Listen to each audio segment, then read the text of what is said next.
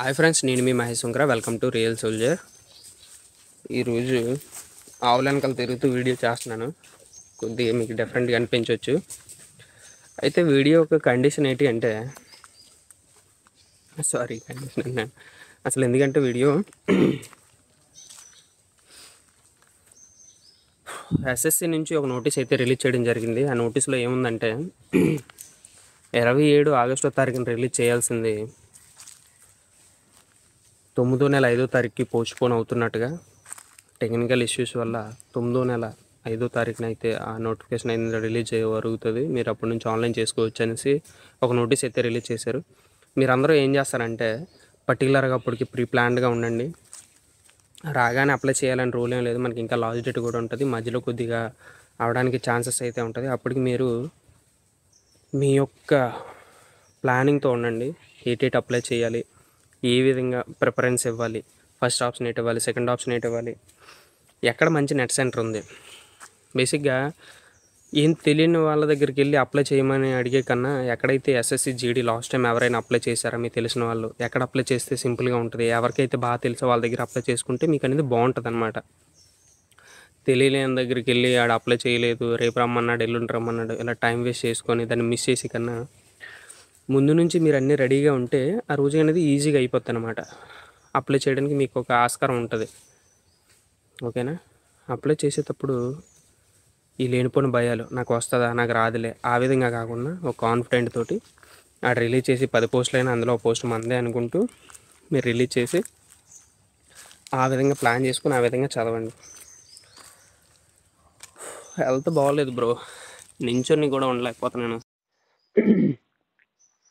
మనం కష్టపడి వస్తాం, సెలవు తీసుకున్న కొద్దిగా ఎంజాయ్ చేద్దామని. చాలామంది అలాగే అనుకుంటారు. నెల రోజులు సెలవు ఉన్నది కదా, ఏం చేస్తావు, ఎంత శాలరీ, ఎప్పుడు వచ్చావు, ఏ విధంగా నువ్వు ఆవుల వెనకాల తిరగడం ఏంటి, ఇలా బోల్డ్ రకరకాల క్వశ్చన్లు మళ్ళీ పిండేస్తారు. బేసిక్గా హెల్త్ బాగోలేదు. ఏమైందో రాగానే బండి మంచి పడిపోయాను. కూడా కొద్దిగా బాగాలేదు, ఫుల్ ఫీవర్ వస్తుంది, తల పట్టేసింది. ఈ విధంగా అనమాట. ఎస్ఎస్సి జీడీని వదులుకోకండి, మంచి అవకాశం ఇది. పోస్ట్ ప్రిఫరెన్స్ ఎలా ఇవ్వాలో మనం ఆల్రెడీ ఒకసారి చెప్పుకున్నాం. అన్నిటికన్నా ఫస్ట్ దేనికి ఇవ్వాలి, శాలరీతో తక్కువ ఉన్నా సరే ఫ్యామిలీతో కలిసి ఉండాలి. లైఫ్ టైం ఈ జాబే చేయాలని నువ్వు అనుకుంటే సిఎస్ఎఫ్ పెట్టుకో. CISF, central industrial security force. అన్నిటికన్నా తక్కువ మార్కులు వచ్చినా సరే, అదే ఎక్కువ మార్కులు వచ్చినా సరే తక్కువ శాలరీ తోటి ఫ్యామిలీతోటి హాయిగా ఉండొచ్చు. సిటీ లైఫ్ అనేది నువ్వు ఎంజాయ్ చేయొచ్చు. బేసిక్గా ఈ సచివాలయాలు ఆటి ఎలా ఉంటాయో సిటీలోని ఇవి కూడా దగ్గర దగ్గర ఆ విధంగానే ఉంటుంది. డ్యూటీస్ అయితే common bro. Duties, pressure, mental pressure ఇవన్నీ కూడా సేమ్ ఒకేలా ఉంటాయి. పిండేస్తారు, ఏదో మాట అంటానే ఉంటారు. ఎవరి దగ్గర మాట పడకూడదు, ఏ విధంగా చేయకూడదు అంటే నువ్వు స్టార్ట్అప్గా ఏదైనా ఒక బిజినెస్ చేసుకొని ఆ బిజినెస్లోని కూర్చున్నా పర్వాలేదు, నేను ఇంటి దగ్గర ఉంటాను, ఎవరి దగ్గర మాటకాయని అనుకుంటే ఉండొచ్చు. లేదు ఈ పేదరికం నుంచి బయటపడాలి, తల్లిదండ్రులని కానీ రాబోయే నీ ఫ్యూచర్, నీ పిల్లలు మనవాళ్ళు దాని నుంచి బయటపడాలంటే ఏదో జాబ్ చేయాలంటే SSC GD is the best option.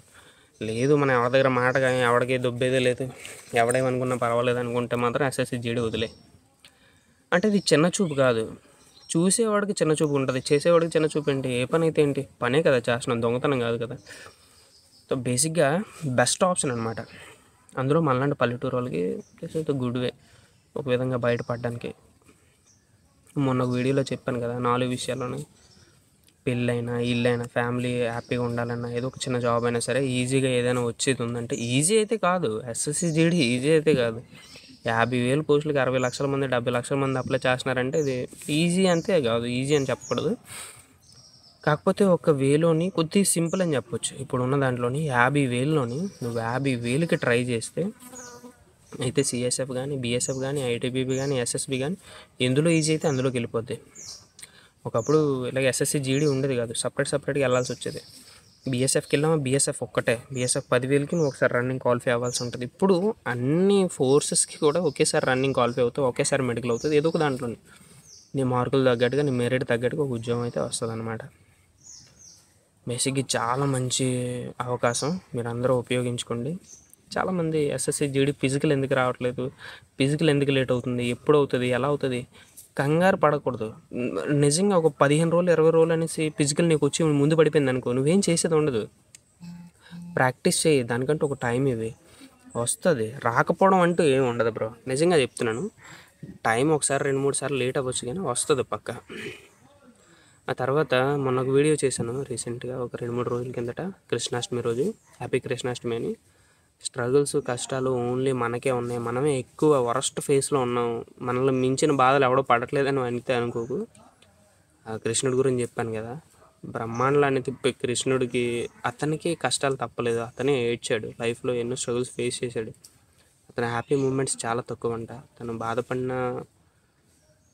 Situations చాలా ఎక్కువ అంట. అలాంటి దేవుడికే తప్పలేదు, మనం ఎంత అనేసి ఒక వీడియో చేశాను.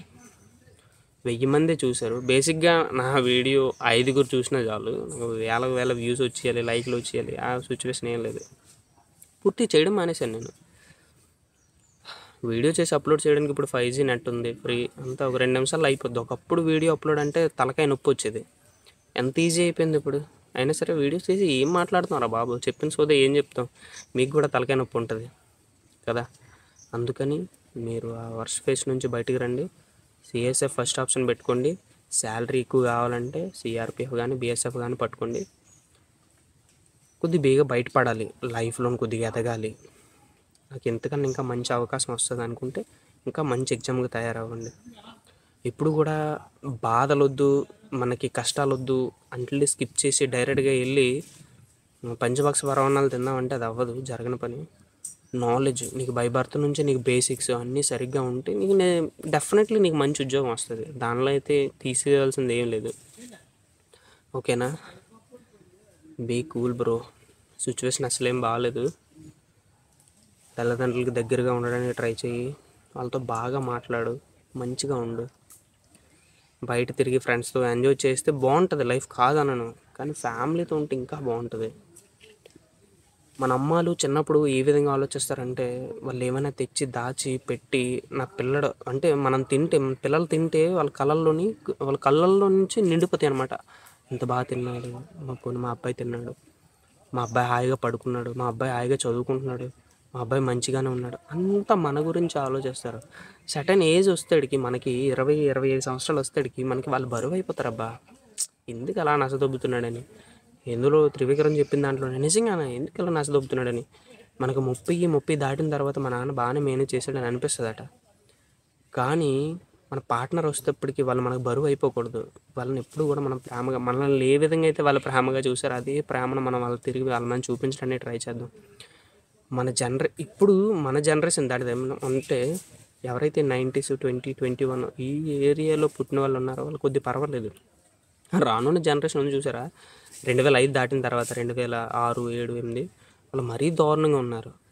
స్కూల్ ఏజ్లోనే మందు తాగడం అంటే తప్పు అనను, మన ప్రవర్తన, మన క్యారెక్టర్ని ఎప్పుడు మిస్ అవ్వకూడదు 10 మందిలోనే. అరే మన గురించి వెనకతలు ఎవడేం చెప్పుకుంటే మనకెందుకు, మన ముందు ఏ విధంగా ఉంటుంది, పక్కడు గురించి మనకెందుకు, మన లైఫ్ మనం చూసుకుందాం, మన క్యారెక్టర్ నిలబెట్టుకుందాం, ఫ్యామిలీకి దగ్గరగా ఉందాం, బాగా మాట్లాడదాం ఉన్న 2 నిమిషాలు కూడా. ఈ మధ్య ఫోన్లో పడి మనం ఫోన్ ఇలా గెలుగుతూ ఉంటామా, పక్కన అమ్మ పిలిచినా సరే మనకి అర్థమవుతే వినపడదు. అమ్మ చెప్పమ్మా, మళ్ళీ ఏంటమ్మా నాకు ముందే చెప్పొచ్చు కదమ్మా అంటాం, మళ్ళీ మనమే. అంటే ఆ సిచ్యువేషన్లో నేను ఉన్నాను కాబట్టి నేను ఆ విషయాన్ని మీతో షేర్ చేసుకుంటున్నాను.